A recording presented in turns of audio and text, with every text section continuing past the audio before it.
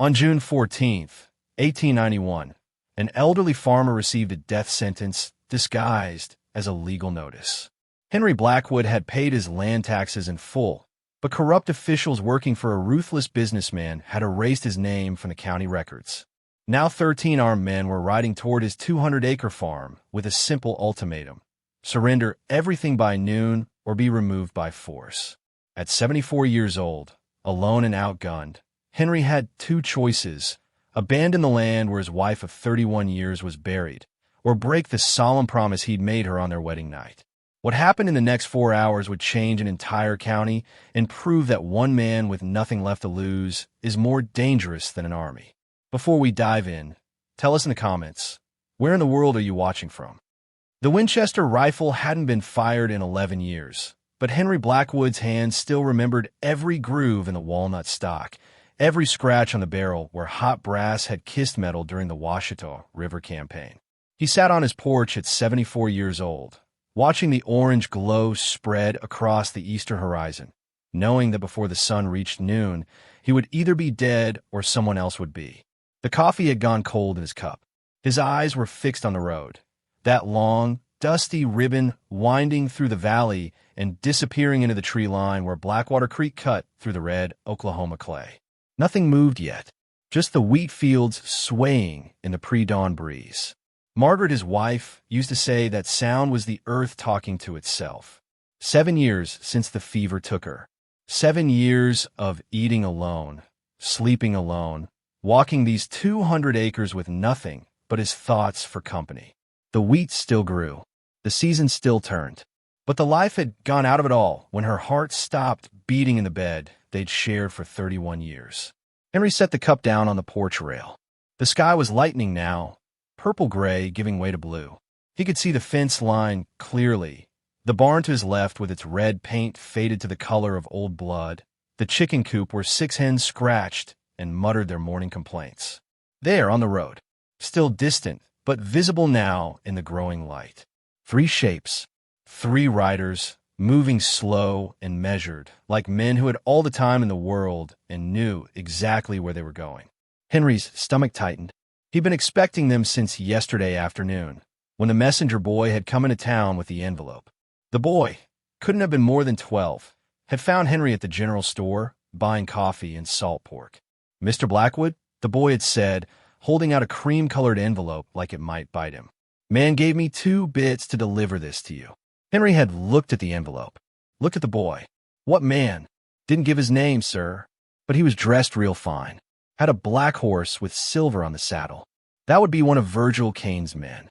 Caine himself wouldn't dirty his hands with messenger work. "You read this?" Henry had asked. The boy's eyes had gone wide. "No, sir. I can't read much anyhow. Just my letters." Henry had given the boy a nickel, payment for honesty, and told him to run along. Then he'd stood there in the general store, holding that envelope, feeling the weight of what was inside, even though the paper itself weighed nothing at all. John Pritchard, the store owner, had been watching. "You going to open it, Henry?" "No. Might be important. It's from Caine." Anything from Caine is bad news. Pritchard had nodded slowly. Everyone in the county knew Virgil Caine. Known him for 3 years now, ever since he'd arrived from Texas with money in his pockets and meanness in his heart. Started small, buying up the saloon, then the feed store, then half the commercial buildings in town. Then he'd moved on to land. Foreclosures, mostly. Buying up notes from the bank and calling them due before farmers could scrape together the money. Legal, technically, but legal and right aren't always the same thing. Henry had left the envelope on the counter. Walked out, went home, but he'd known in his bones what was coming. Now here they were. The 3 riders were close enough that he could make out details. The lead rider sat tall in the saddle, wore a black coat despite the warmth of the June morning. That would be Caine himself. The 2 flanking riders were smaller, rougher looking. Hired men, guns for hire. Henry stood up. His knees protested. Arthritis that had been getting worse these last few years. Winter mornings when he could barely walk until the sun warmed his joints. He was 74 years old. Not old by stubborn will, but old by any honest measure. His hair had gone white 10 years ago. His hands were spotted with age, scarred from a lifetime of work. His back ached when he bent to pick up anything heavier than a coffee cup, but his eyes were still good, and his hands, when they held a rifle, still remembered what to do. The riders stopped at the fence line, close enough to talk without shouting, far enough to feel safe. The man in the black coat removed his hat, wiped his brow with a handkerchief, put the hat back on. All of this done slowly, theatrically, like a man who enjoyed making other people wait. "Morning, Blackwood," he called out. Henry didn't answer, just stood there on his porch, hands at his sides, waiting. Caine smiled. It was the kind of smile a snake might give a mouse. "Beautiful morning. Fine property you got here. 200 acres, isn't it?" Still Henry said nothing. "You know who I am?" Caine asked. "I know. Then you know why I'm here." "I can guess." Caine's smile widened. "The land tax came due April 1st. $200, payable to the territorial government. You paid it. I checked the records. Paid it to the county treasurer, man named Elwood Sykes. Got yourself a nice official receipt, all stamped and signed." Henry felt ice forming in his chest. Felt where this was going before Caine said another word. "Problem is," Caine continued, "Elwood Sykes doesn't work for the territorial government anymore. Works for me now. Has for about 6 months.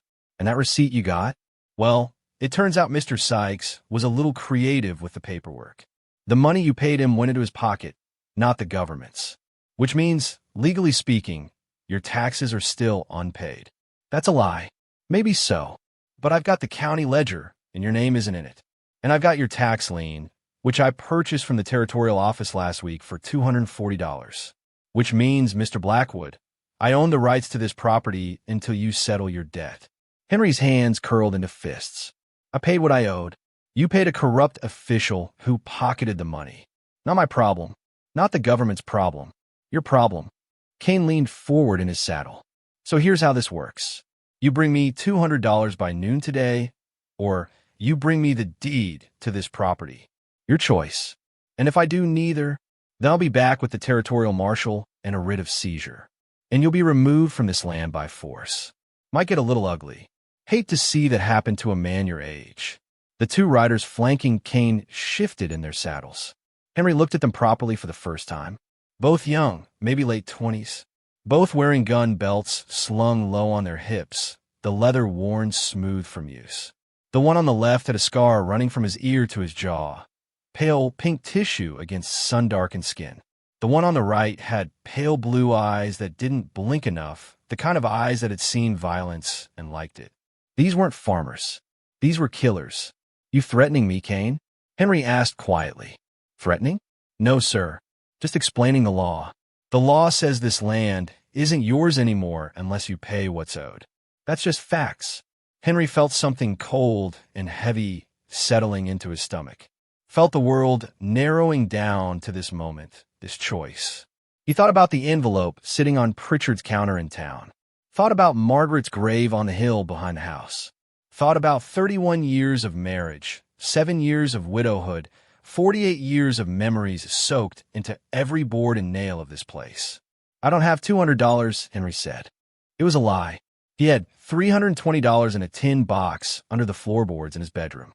Saved over years of careful farming. Money he'd planned to use for what? He didn't know anymore. Maybe to fix the roof.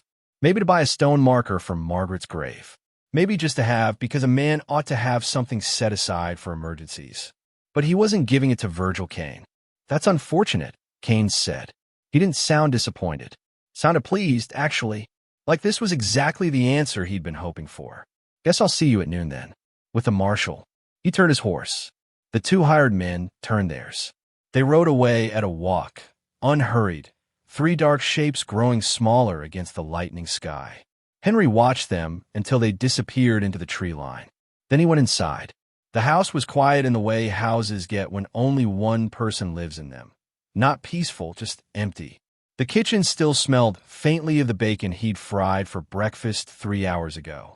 The dishes sat in the basin where he'd left them, waiting to be washed. Margaret's apron still hung on the hook by the stove, faded blue gingham that she'd worn so often the fabric had gone soft as silk.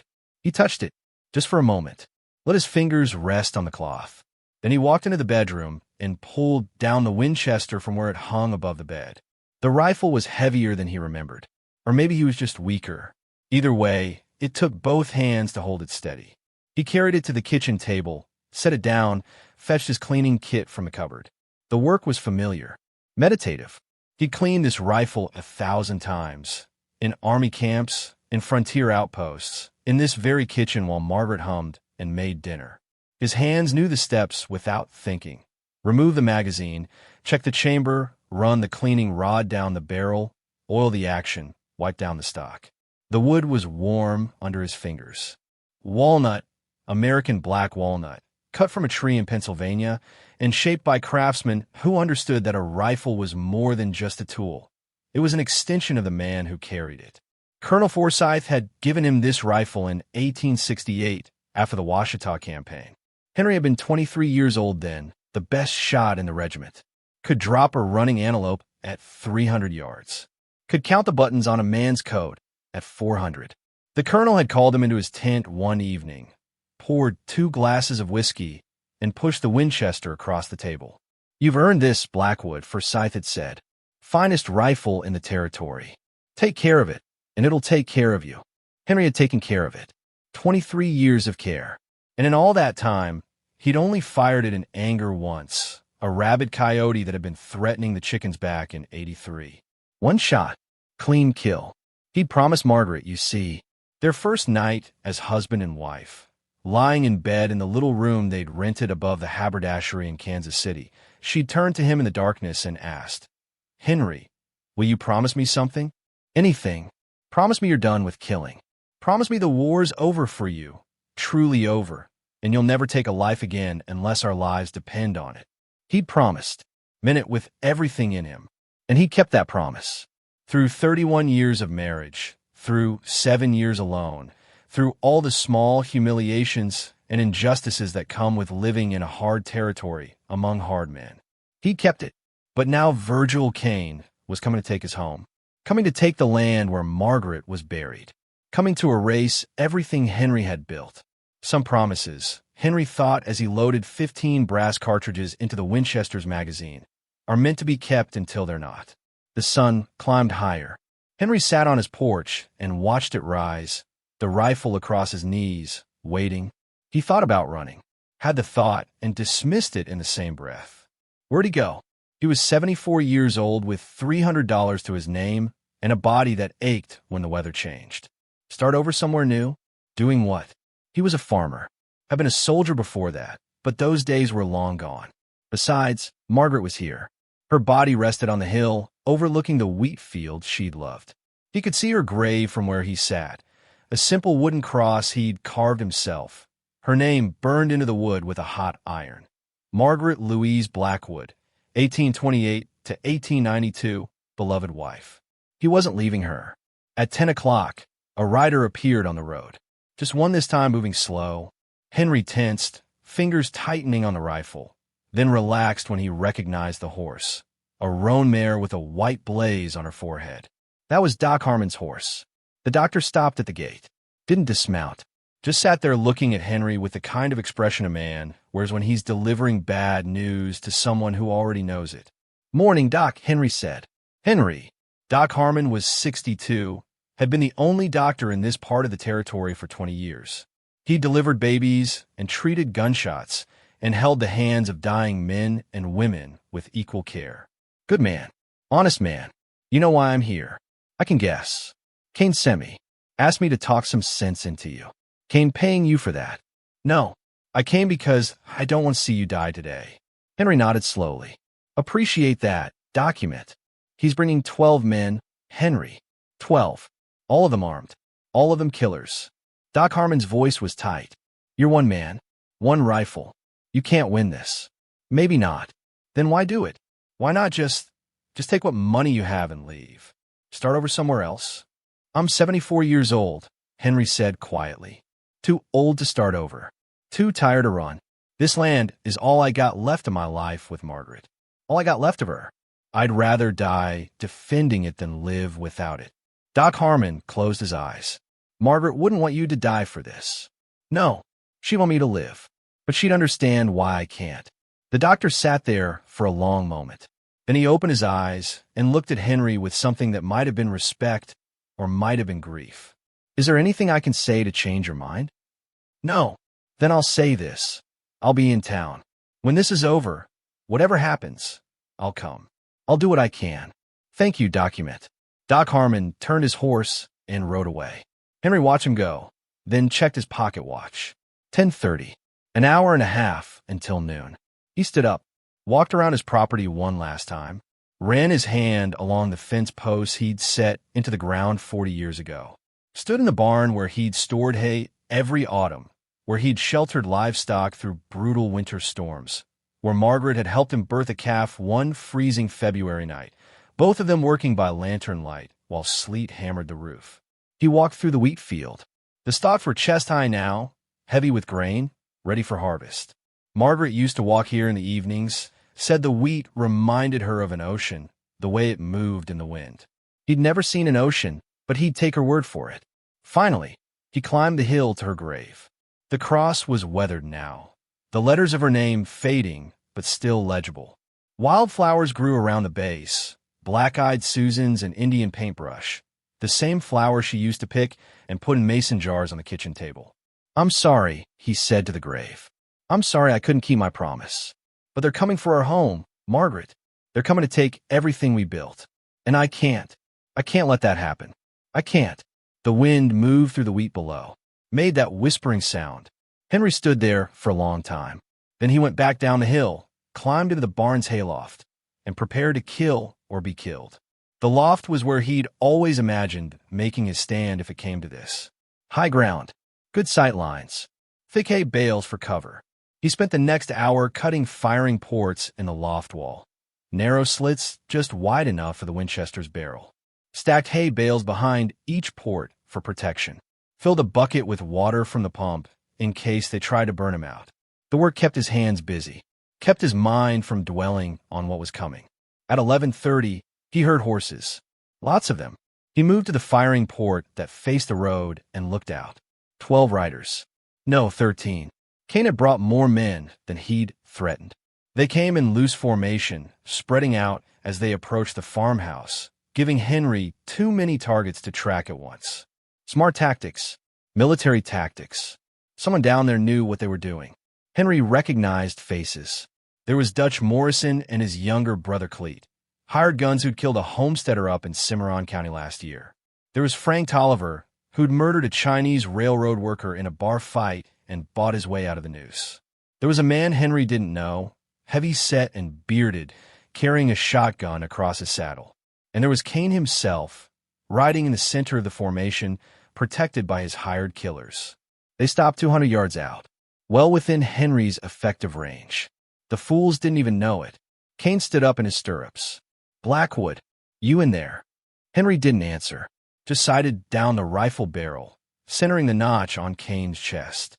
"I've got the territorial marshal here with me," Caine shouted, gesturing to a thin man in a brown suit sitting a horse near the back of the group. "He's got a legal writ of seizure. You're ordered to vacate this property immediately." The marshal didn't look comfortable. Looked, in fact, like a man who'd been pressured into doing something he knew was wrong, but couldn't figure out how to avoid. "You've got 2 minutes to come out," Caine yelled.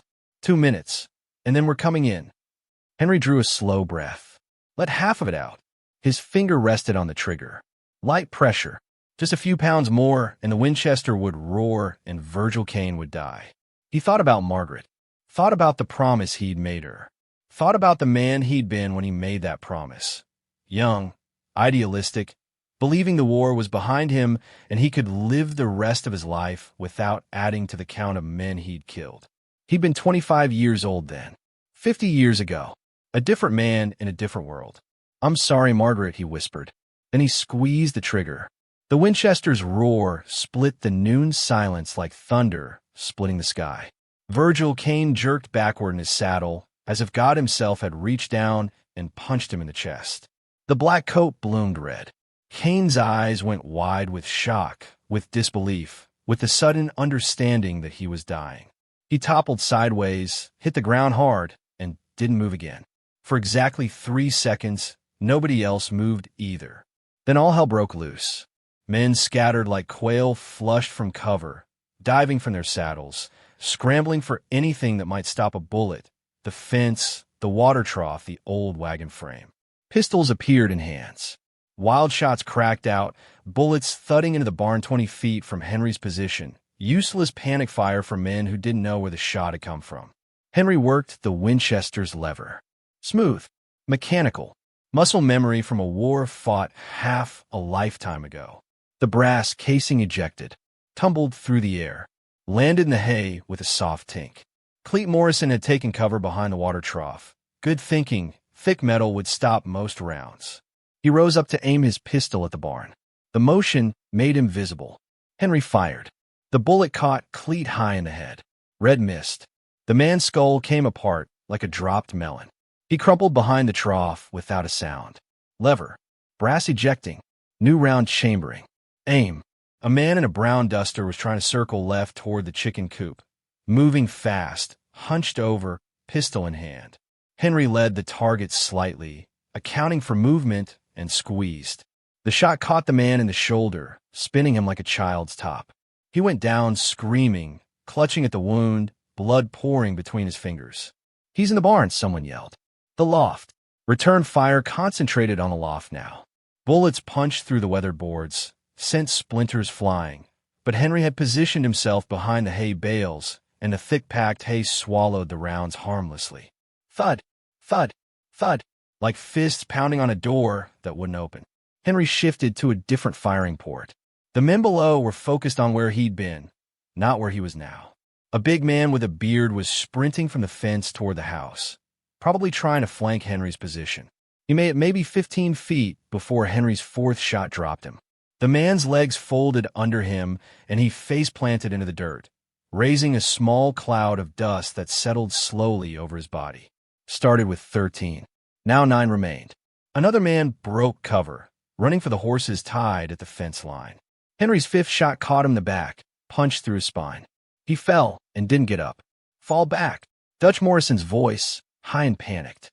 Fall back to the tree line. Fall back. They ran, broke cover, and sprinted like their lives depended on it, which they did, scrambling for their horses, desperate to get out of range of the invisible death in the barn. Sixth shot dropped Frank Tolliver as he reached for his horse's reins. He fell across the saddle, spooked the horse. The animal reared and took off at a gallop with Tolliver's body hanging from the stirrup, one foot caught, dragging him across the hard Oklahoma ground. Seventh shot caught another rider as he swung up into his saddle. Caught him the ribs just below the armpit. He stayed mounted somehow, hunched over the saddle horn, spurring his horse hard. The survivors made it to the tree line. Henry counted as they emerged on the far side of Blackwater Creek, riding hard for town. 6 riders. The territorial marshal was one of them. Brown suit unmistakable even at this distance. Started with 13. 5 dead on the ground. 1 wounded and screaming, 1 being dragged by his horse. 6 ran away. The silence that followed felt enormous. Heavy, like the silence after a thunderclap, when the world holds its breath waiting for the next one. Henry lowered the Winchester. His hands were steady. No shake, no tremor, just the old training asserting itself, the body remembering what the mind had tried to forget. He climbed down from the loft. His legs were shaking now, not from fear, but from adrenaline draining away, leaving exhaustion in its wake. He was 74 years old, too old for this, but he'd done anyway. He walked out into the yard.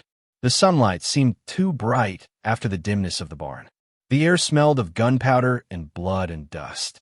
5 bodies lay scattered across his property.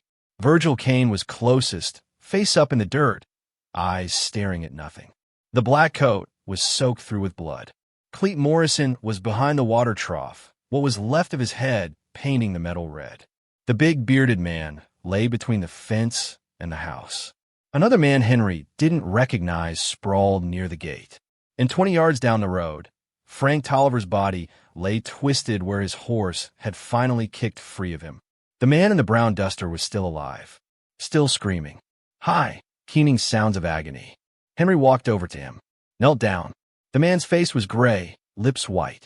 Shock setting in. The shoulder wound was bad. Bullet had shattered bone, torn through muscle. Blood pooled in the dirt beneath him. "Help me," the man whispered. "Please. God, please help me." "What's your name?" Henry asked. His voice sounded strange to his own ears. Calm, almost gentle. "Carson. James Carson. You work for Caine long?" "6 months." Carson's voice was fading, breath coming in shallow gasps. Needed the money. Got a wife. 2 kids. In Guthrie. Something twisted in Henry's chest. Something that might have been guilt, or might have been grief, or might have been both. This wasn't an evil man, just a desperate one. Just someone who'd made a bad choice because life had left him few good options. "You tell your wife you were coming here to kill an old man for his land?" Henry asked quietly. Carson's eyes filled with tears. "No, sir." Told her I was doing security work. Protection work. She don't know." Henry stood up, went to the house, came back with bandages and whiskey, the good whiskey he'd been saving for some special occasion that had never come. He poured whiskey over the wound. Carson screamed, tried to pull away, but didn't have the strength. Henry packed the wound with clean cloth, pressed hard to stop the bleeding, wrapped it tight with strips torn from one of his old shirts. "You'll live," Henry said, "if you get to a doctor soon. If the wound doesn't turn septic. If you're lucky." Carson passed out, probably for the best. Henry sat down in the dirt next to him, sat there while the sun climbed toward its apex, while his coffee grew cold on the porch rail, while the bodies around him stopped bleeding and started to stiffen. He thought about the promise he'd made Margaret, thought about how easy it had been to break it. Pull the trigger. Watch men die. No hesitation. No mercy. Maybe, he thought, some promises were always meant to be broken. Maybe some parts of yourself, once awakened, never really go back to sleep. He was still sitting there when Doc Harmon arrived 2 hours later, summoned by a neighbor who'd heard the shooting and ridden to town for help. The doctor took one look at the scene and went pale. "Jesus Christ, Henry, what happened here?" "Self-defense," Henry said. His voice sounded tired even to himself. "Caine tried to steal my land. Brought hired guns. I defended my property." Doc Harmon knelt beside James Carson, checked his pulse, examined the bandaging, looked up at Henry with something in his eyes that might have been respect or might have been horror. "You did this? The medical work?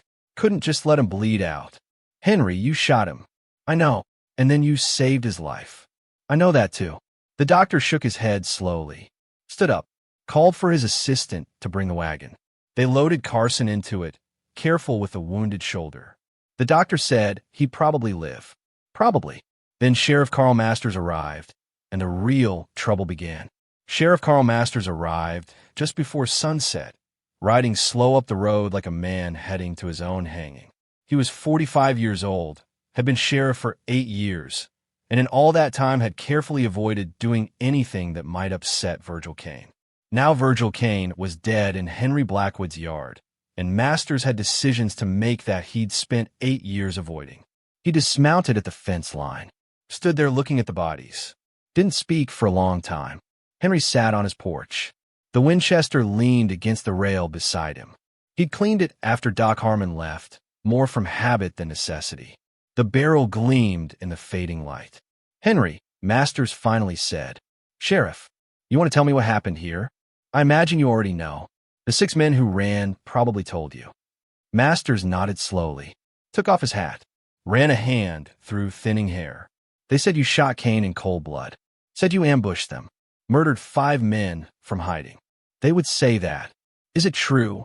"Depends on your definition of murder," Henry said. He was tired. So tired. His bones ached. His eyes burned.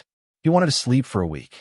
"Caine came here with 13 armed men to take my land on a false claim. Told me I had until noon to surrender my property or be removed by force. I chose to defend what's mine. That's self-defense, Sheriff, not murder." Masters put his hat back on, walked through the gate, moved among the bodies like a man counting inventory, stopped at Virgil Caine, knelt down, examined the wound. "Shot through the heart," Masters said. 200 yards, moving target. Hell of a shot for a man your age. "I've had practice." "So I heard." Masters stood up, moved to the next body, and the next, checking each one, making mental notes. Finally, he came back to the porch. All the wounds are frontal. Every man shot from the front. They were facing you when they died. That's right. That matters. In a court of law, that matters. Shows they were coming at you, not running away. Shows you didn't shoot them in the back. Henry said nothing, just waited. Masters sighed. The sound of a man carrying a weight he'd never asked for. There's going to be an inquest. Territorial judge will have to review it. But Henry, between you and me, this county's going to sleep better tonight than it has in 3 years. That's supposed to make me feel better about killing 5 men? No, I don't imagine anything makes that feel better. Masters looked at the bodies again. But Virgil Caine was bleeding this county dry. Extortion, fraud, violence. Everyone knew it. Nobody had the stones to stop him. Until you. I'm not a hero, Carl. I'm just an old man who got backed into a corner. Maybe that's what heroes are, Masters said. People who do what needs doing when nobody else will. He called for the undertaker, called for deputies to help remove the bodies, told Henry not to leave the county until the inquest was complete. Then he rode back to town, leaving Henry alone with the lengthening shadows and the ghosts of the men he'd killed. Henry sat on his porch until full dark. Didn't light a lamp. Just sat there in the darkness, listening to the night sounds.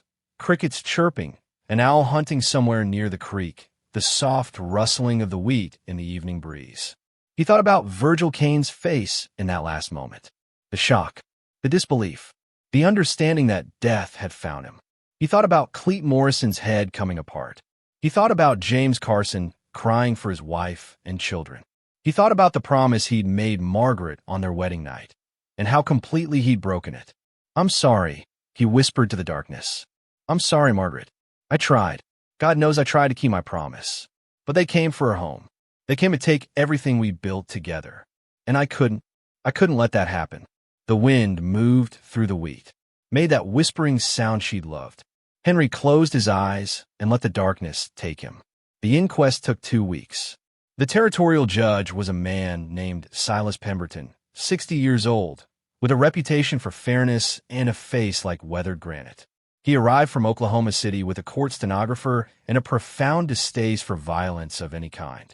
The hearing was held in the town hall, a drafty wooden building that served as courthouse, meeting hall, and dance floor, depending on the day. Half the county showed up, standing room only. People spilled out the doors and listened through the windows. Henry sat at a table in front, wearing his one good suit, the same suit he'd been married in, buried Margaret in, worn to every funeral and wedding for the past 40 years. His lawyer was a young man named Thomas Whitfield, fresh from law school in St. Louis, who'd agreed to take the case for $20 and the chance to make a name for himself. The prosecution was handled by a territorial attorney named Harrison Good, who'd been hired by someone. Nobody would say who, but everyone knew it was Caine's business associates trying to salvage what they could of his empire. Good presented his case first, called the 6 survivors as witnesses. Dutch Morrison took the stand first, swore on a Bible that Caine had come peacefully, had only wanted to serve legal papers, that Henry had opened fire without warning or provocation. Mr. Morrison, Whitfield said during cross-examination, "You're a hire gun, are you not? You and your brother, God rest his soul, killed a homesteader in Cimarron County last year. Isn't that correct?" Dutch's face went red. That was self-defense. Of course it was. And you were working for Virgil Caine that day at Mr. Blackwood's farm, weren't you? Being paid to intimidate an old man. We were doing legal work. You were being paid $200 each. Isn't that what you told Mr. Blackwood? $200 to help steal his land. The testimony fell apart from there. Dutch couldn't explain why 13 armed men were necessary to serve legal papers. Couldn't explain why Caine had bought Henry's tax lien from a corrupt official. Couldn't explain anything in a way that made Caine look like anything other than what he was, a thief backed by guns. The other survivors fared no better. Their stories contradicted each other. None of them could explain the forged documents, the threats, the extortion network that Caine had been running for 3 years. Then Whitfield called his witnesses. Doc Harmon testified about treating James Carson, about the medical care Henry had provided to a man he'd just shot. That's not the action of a murderer. the doctor said quietly. That's the action of a decent man who did what he had to do and then tried to minimize the harm. John Pritchard testified about the envelope Henry had refused to open, about Henry's character, about the 31 years he'd been a good neighbor and honest farmer. Sheriff Masters testified about finding all the bodies shot from the front, about the evidence of defensive positioning, about the fact that Henry had never fired a shot until Caine's men approached his property. Then Whitfield entered the documents into evidence. The forged tax papers, the ledger showing Caine's purchase of Henry's lien, testimony from Elwood Sykes, the corrupt treasurer who'd been arrested and was now eager to cooperate in exchange for leniency. The picture was clear. Virgil Caine had manufactured a false debt, threatened Henry with armed force, and gotten exactly what he deserved. Judge Pemberton took one day to deliberate, returned with his verdict the next morning. This court finds that Henry Blackwood acted in lawful defense of his property and his person. The deaths of Virgil Caine and the 4 men who accompanied him were justified under territorial law.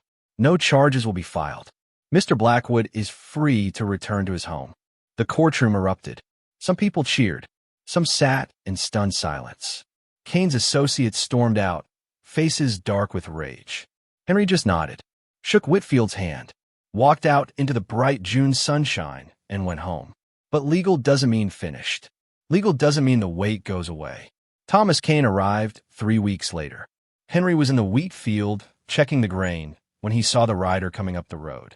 His hand went instinctively to his hip, where he'd taken to wearing a pistol now, a Colt revolver, worn openly, a warning to anyone who might have ideas about finishing what Virgil had started.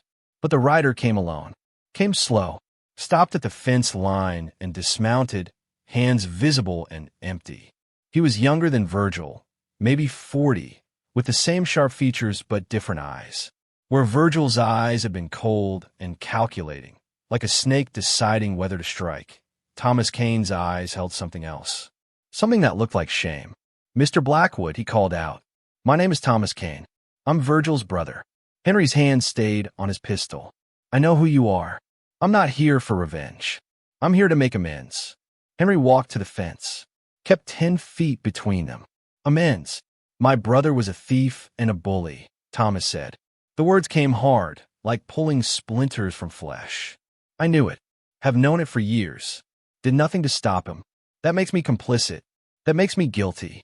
So I've spent the last 3 weeks going through his papers, going through everything, trying to understand the full extent of what he did." He pulled a leather-bound ledger from his saddlebag, held it up. "This book has names, dates, amounts.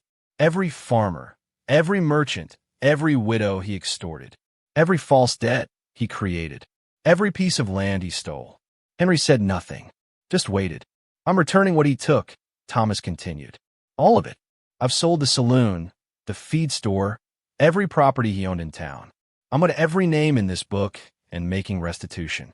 The money he stole from you, $200 to Elwood Sykes, I'm returning it to you with interest. $300. He held out an envelope. Henry didn't take it. "I don't want your money. It's not my money. It's yours. He stole it. I'm returning it. I defended my land. Well, my case. I don't need your guilt money." Thomas's face hardened. "This isn't about what you need, Mr. Blackwood. This is about what's right. My brother was a criminal. He stole from you and dozens of others. I can't undo the deaths. Can't bring back the men you had to kill. But I can at least return what was taken illegally." He set the envelope on the fence post. "Step back. I'm also tearing up the false deed he created," Thomas said. He pulled out a piece of paper, showed it to Henry, the forged land transfer document. Then he tore it in half, tore it again, let the pieces fall to the ground like dead leaves. "Why?" Henry asked quietly. "Why do this?" "Because somebody has to." Thomas looked at the farmhouse, the barn, the wheat fields. "Because I saw what you did. You could have killed all 13 men. Could have shot them in the back as they ran. You let them go. That tells me something about who you are. I like to be more like that and less like Virgil." Henry studied the man. Looked for deception. Looked for the kind of cold cruelty that had lived in Virgil Caine's eyes. Saw only regret and determination. "Your brother chose his path," Henry said finally. "You're choosing yours. That matters. He picked up the envelope, extended his hand across the fence. Thomas shook it. His grip was firm. Honest. I'm selling the ranch too, Thomas said. Virgil's ranch, I mean. Using that money for restitution as well. Then I'm leaving the territory. Going to Colorado. Starting over somewhere my brother's name doesn't carry weight. What'll you do there? Open a hardware store. Maybe. Something honest. Something I can be proud of. Thomas mounted his horse. Looked down at Henry. I'm sorry for what my brother did to you. For what he forced you to become. I was always this, Henry said quietly. He just reminded me. Thomas rode away. Henry watched him go, then carried the envelope inside. He didn't open it right away. Just sat on the kitchen table and looked at it for a long time. $300. Blood money. Guilt money. Justice money. He thought about Margaret. Thought about what she would say. She'd say to take it. She'd say to use it for something good. She'd say that Thomas Caine was trying to do right, and refusing the money was just pride talking. Henry opened the envelope, counted the bills, put 200 in the tin box under the floorboards, used the other 100 to buy a proper stone marker for Margaret's grave, white marble with her name carved deep, and below it the words, beloved wife, patient teacher, graceful soul. The stonemason delivered it a month later, set it on the hill overlooking the wheat fields. Henry stood there looking at it, thinking it was probably the best $100 he'd ever spent. The county changed after that. It changed slowly, the way things do when you remove a poison and give the body time to heal. But it changed. Virgil Caine's business associates found themselves under scrutiny. The new territorial attorney, a man who couldn't be bought, started investigating. Within 6 months, 3 of Caine's lieutenants were in prison for extortion, fraud, and conspiracy. The rest left the territory, went looking for easier prey in less watchful places. Sheriff Masters, to his credit, grew a spine, started enforcing laws he'd previously ignored, stopped looking the other way when powerful men broke them. Within a year, people started trusting him again, started believing that maybe the law meant something after all. The governor appointed a new county treasurer, an honest one. Farmers who'd been paying protection money suddenly found themselves with a little extra income at the end of each harvest. Small businesses thrived. The town grew, and Henry's farm became something of a legend. Riders passing on the road would slow down, point toward the barn, tell the story of the day one old man with one rifle had killed 5 armed men and sent 6 more running. The story grew in the telling, the way stories do. Some versions had Henry killing 10 men. Some had 20. None of the versions mentioned James Carson screaming for his wife and kids. None mentioned the nightmares that woke Henry most nights, dreams of Cleet Morrison's head coming apart in red mist. People started calling him the Lion of Blackwater Creek, started treating him like some kind of frontier hero. Young men would ride out to his farm, wanting to shake his hand, wanting to hear the story from his own lips. Henry turned them all away. He didn't want to be a hero. Didn't want to be a legend. He was just a tired old man who'd broken a promise to his dead wife and killed 5 human beings because the law had failed and violence was the only language some men understood. 2 years passed. Quiet years, mostly. The wheat grew. The seasons turned. Henry turned 76, then 77. His joints ached more in the mornings. His eyes weren't quite as sharp. He hired a young man named Peter Caldwell to help with the heavy work. A good kid, 22, strong back, honest face, whose father had been one of Caine's victims before Thomas made restitution. Peter treated Henry with a kind of careful respect, like Henry was made of glass and might break. It took 6 months before Henry finally sat the boy down and said, "I'm old, not fragile. You can talk to me like a normal person." After that, they got along fine. In the spring of 1894, a circuit preacher came through. Young man, couldn't have been more than 30, with fire in his eyes and conviction in his voice that suggested he hadn't yet learned that the world was more complicated than his sermons allowed for. He held a revival meeting in town, drew half the county. People hungry for meaning, for community, for something bigger than their small lives in this hard territory. Henry attended, sat in the back row of the makeshift church, really just the town hall with benches arranged in rows, and listened to the preacher talk about sin and redemption, about the wages of sin being death, about how violence begets violence, and only forgiveness can break the cycle. It was a good sermon, well delivered, the kind of thing that probably comforted a lot of people. It didn't comfort Henry.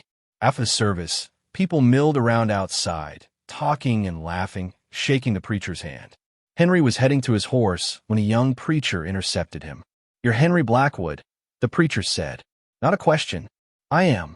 I heard what you did. Heard you killed 5 men. Henry waited. He'd learned over the years that people always had something they wanted to say about it. Better to let them say it and get it over with. "You repent of that?" the preacher asked. Henry thought about it. Really thought about it. Thought about Margaret's promise. Thought about James Carson's wife and kids, who still had a husband and father because Henry had chosen mercy over murder.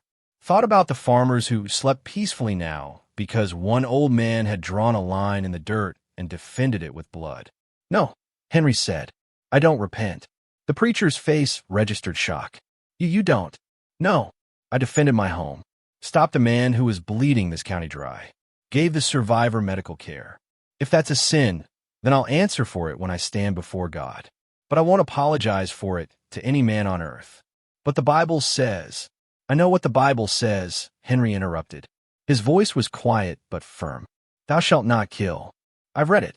But the Bible also says there's a time for peace and a time for war. A time to kill and a time to heal. I did both. Kill when I had to. Heal when I could. That's the best I had in me." The preacher opened his mouth. Closed it. Opened it again. "Do you feel any remorse at all?" "Every day," Henry said. And it was true. He did. Felt the weight of it every morning when he woke up, every night when he lay down to sleep. Felt it in his bones like the arthritis, a constant ache that never quite went away. "I carry the weight," Henry continued. "Every one of those 5 men had mothers. Maybe had wives and children. Every bullet I fired ended a life and hurt the people who loved those men. I think about that every single day. The weight doesn't get lighter. You don't forget. You just learn to carry it." He looked at the young preacher, saw the certainty in those eyes, the unshakable belief that the world divided neatly into right and wrong, sin and righteousness, the saved and the damned. "You'll learn," Henry said quietly. "Give it 20, 30 years. Live through some hard things. Watch people you love die. Get backed into corners where all your choices are bad. Then come talk to me about repentance." The preacher had no answer for that. He stood there with his mouth open, searching for words that wouldn't come. Henry nodded politely, mounted his horse, rode home. James Carson came to visit in the autumn of 1895. Henry was sitting on his porch, same spot he'd been sitting the morning Caine came to die, when he saw a wagon coming up the road. Man driving, woman beside him, 2 children in the back. The wagon stopped at the fence. The man climbed down. It took Henry a moment to recognize him. 3 years had passed. The man had filled out, looked healthy, looked whole. But the face was the same. And when he turned to help his wife down from the wagon, Henry saw him favor his right shoulder slightly. The shoulder that still carried a bullet scar. "Mr. Blackwood," Carson said. His voice was steady, respectful. "I'm James Carson. We met 3 years ago, under difficult circumstances." Henry stood up slowly. His hand didn't go to his pistol. He'd stopped wearing it around the farm, only put it on when he went to town. But the instinct was there. "I remember," Henry said. "I came to thank you." That caught Henry off guard. "Thank me? For letting me live. You could have killed me. Probably should have. But you didn't. You gave me first aid. Saved my life." Carson gestured to his wife and children. Gave them their husband and father back. The woman was pretty, maybe 35, with kind eyes and work-worn hands. The children, a boy about 10 and a girl about 7, peered at Henry from behind their mother's skirts, curious and a little frightened. "You were just doing a job," Henry said. "A bad job for a bad man. But you had your reasons. Didn't seem right to kill you for making one mistake." "It was more than one mistake," Carson said quietly. "I made a lot of bad choices in those days. Working for Caine was just the last one. But after what happened, after I healed up and went home and looked at my wife and kids and realized how close I came in never seeing them again." He paused, swallowed hard. "I changed. Got honest work. Stopped taking shortcuts. Stopped telling myself that the ends justified the means. He reached into his coat. Henry tensed, but Carson pulled out an envelope, not a weapon. "I've been saving," Carson said. "Little bit each month. It's not much. $50. But it's what I owe you. For the medical care. For my life." Henry shook his head. "I don't want your money. Sir, please. I need to make this right. You already did. You changed. Became an honest man. Raised your children. That's worth more than $50. Carson stood there holding the envelope, looking lost. Henry relented. "Tell you what. You got a church in Guthrie?" "Yes, sir. Methodist Church on 3rd Street. Give the money to them. Tell them to use it for widows and orphans. People who need help." Carson nodded slowly. "I can do that. Then we're square." Carson extended his hand. Henry shook it. The grip was firm and grateful. "I pray for you," Carson said. "Every night. My whole family does. We pray that God gives you peace." "Appreciate that," Henry said, and he meant it. The Carson family left. Henry watched their wagon roll down the road, watched the 2 children turn to wave at him, watched until they disappeared into the distance. That night, for the first time in 3 years, Henry slept without dreaming of blood. Henry Blackwood died on a Tuesday morning in October of 1899. He was 82 years old. He'd woken up feeling tired. Not sick, just tired in the way you feel when your body has finally decided it's done fighting.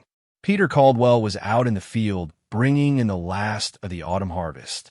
Henry sat on his porch drinking coffee, watching the young man work, thinking about how strange it was that life just continued whether you were ready for it to or not. The pain started around mid-morning. A tightness in his chest, like someone was slowly tightening a belt around his ribcage. He knew what it was. Doc Harmon had warned him 2 years ago that his heart was wearing out, that these things happened when a man got old, that there wasn't much to be done except take it easy and hope for the best. Henry hadn't taken it easy. He kept working, kept living, because what else was there to do? He made it inside the house before his legs gave out. Sat down in the chair by the fireplace. Margaret's chair, the one she'd sat in every evening while she knitted, and he read to her from whatever book they'd borrowed from the traveling library. The pain got worse. Spread down his left arm. Made it hard to breathe. Peter found him there an hour later. Ran for Doc Harmon. But by the time the doctor arrived, half the county was already gathering. Word spreads fast in small communities.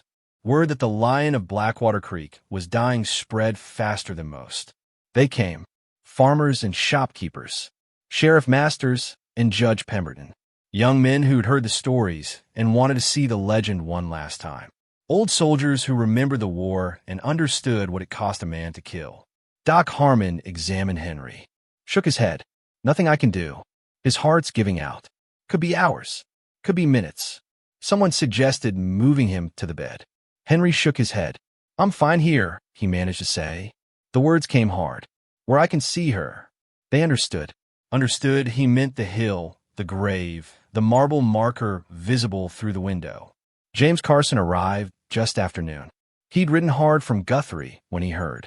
Came into the house and knelt beside Henry's chair. "Mr. Blackwood," Carson said. His voice broke. "I came as fast as I could." Henry looked at him, managed a small smile. "Tell your kids," he whispered. Each word cost him. Tell them to stand for something. Tell them to draw the line. But tell them, show mercy when they can. "I will," Carson promised. "I swear I will." Henry nodded, closed his eyes. The afternoon light slanted through the windows, painting everything in gold. Outside, the wheat fields rustled in the October breeze.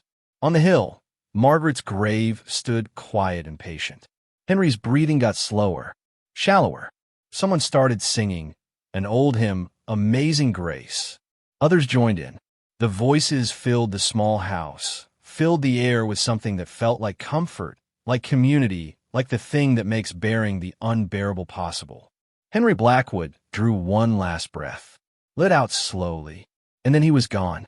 They'd buried him on Thursday, dug the grave next to Margaret's on the hill overlooking the wheat fields.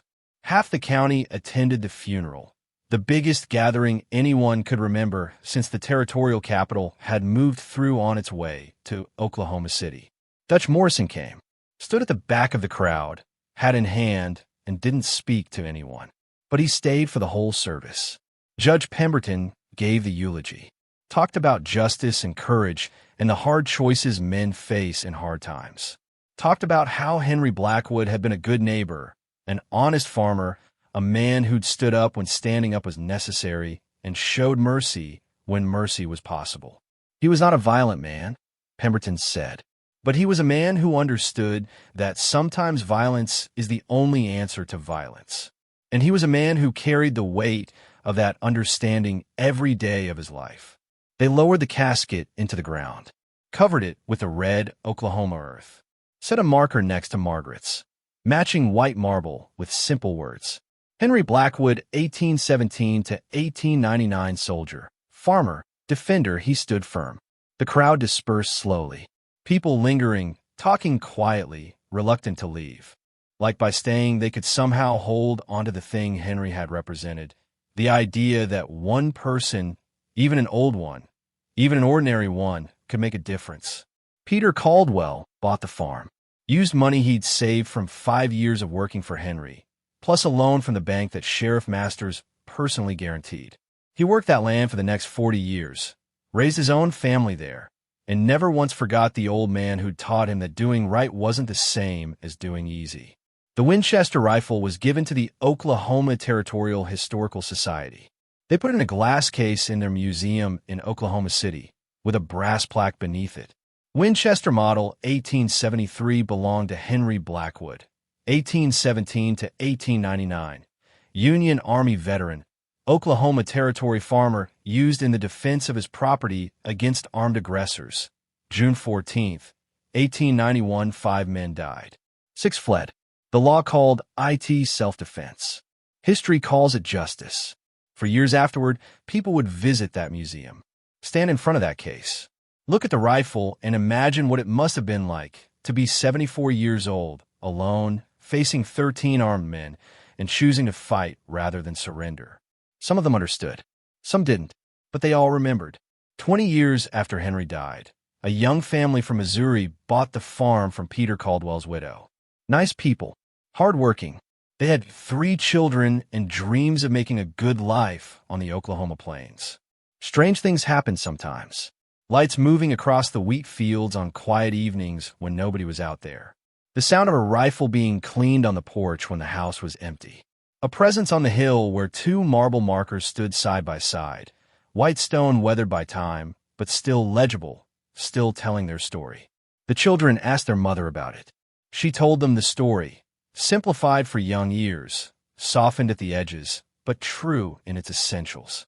Told them about the old man who'd lived here, who'd loved his wife for 31 years and mourned her for 7 more, who'd built this farm with his own hands, who defended it when 13 armed men came to take it away. Is he a ghost? The youngest asked, eyes wide. I don't know, the mother said honestly. But if he is, he's a good ghost, watching over the place, making sure nobody takes it away again. The children seemed satisfied with that answer. They slept soundly in their beds, unafraid of whatever presence might walk the fields at night. And on quiet mornings, when the sun rose over the wheat fields and painted everything in gold, you could almost see them, an old man and his wife, standing together on the hill, watching over the land they'd loved, the home they'd built, the line they'd drawn and held against all comers. Maybe it was real. Maybe it was just the way light plays tricks at dawn. Maybe it was memory made visible, the way stories become legends and legends become something more. It doesn't matter. What matters is that people remembered, that the story lived on, that somewhere in the telling and retelling, in the museum case and the marble markers, in the fields that still grew wheat and the house that still stood solid, Henry Blackwood's choice meant something. He'd been given an impossible decision: surrender everything or fight against odds no reasonable person would take. He'd chosen to fight, chosen to kill when killing was necessary, and show mercy when mercy was possible, chosen to carry the weight without complaint until the day his heart gave out. That's an Oklahoma story, an American story, a human story. It's a story about the cost of standing firm and the burden of doing what's necessary, even when necessary means violence. About the promises we make and the promises we break. about the weight we carry and the peace we find if we're lucky at the end. What would you have done at 74 years old, facing 13 armed men who wanted to steal everything you'd built? Would you have run? Surrendered? Fought? There's no easy answer. There never is. But Henry Blackwood drew his line in the Oklahoma dirt and held it. And in holding it, he changed everything. If this story made you think, if it made you feel something, hit that like button and subscribe for more tales of courage, consequence, and the hard choices people make when everything's on the line. Drop a comment with where you're from. I love hearing from you. And if you know someone who needs to hear a story about standing firm when the world pushes back, share this with them. Thanks for listening. Until next time.